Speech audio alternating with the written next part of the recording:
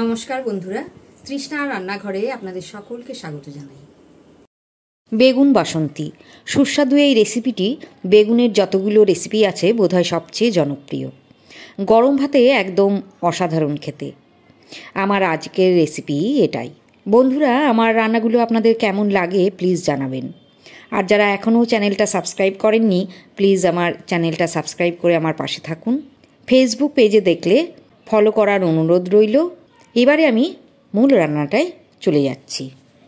আমি একটা লম্বা বড় সাইজের বেগুন নিয়ে লম্বালম্বি বোটা সমেত কেটে নিয়েছি।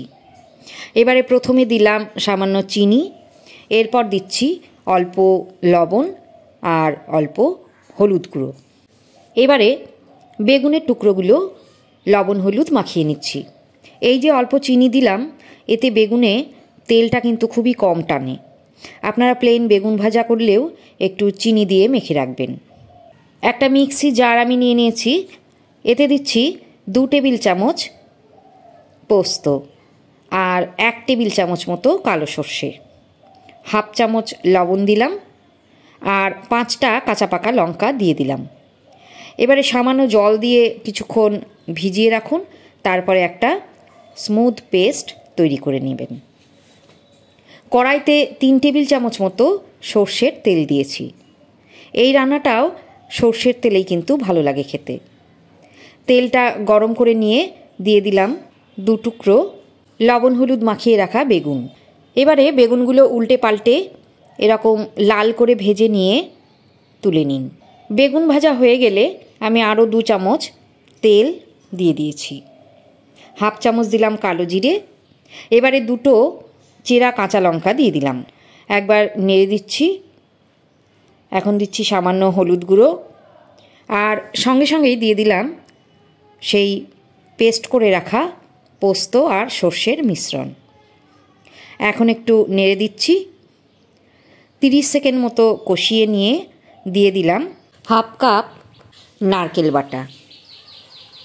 আঁচ কমিয়ে দিতে হবে এই সময়ে এবং কষাতে হবে প্রায় 2 মিনিট। 2 মিনিট কষিয়ে নেওয়ার পর এখন দিয়ে দিচ্ছি 1/4 চামচ চিনি।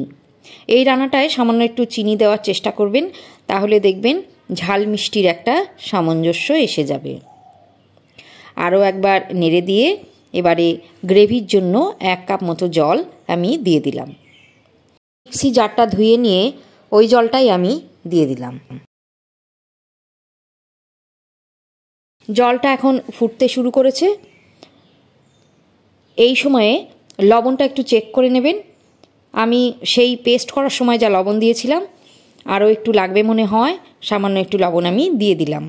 গোটা কাঁচা লঙ্কা দিচ্ছি 3টে ফ্লেভারের জন্য। এবারে ওপরে ভেজে রাখা বেগুনের টুকরোগুলো দিয়ে দিচ্ছি। আঁচ এই সময় কমানোই থাকবে।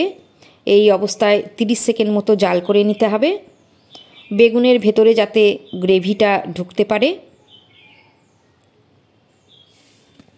এরপর ওভেনটা বন্ধ করে দিন আর 10 মিনিট পর সার্ভ করুন বেগুন বাসন্তী। আমার রেসিপি ভালো লাগলে বন্ধুদের সাথে শেয়ার করুন, যাতে তারাও রেসিপিটা শিখতে পারে। আজ এইটুকুই, আবার দেখা হবে নতুন কোনো ভিডিওয়। ভালো থাকবেন, সুস্থ থাকবেন।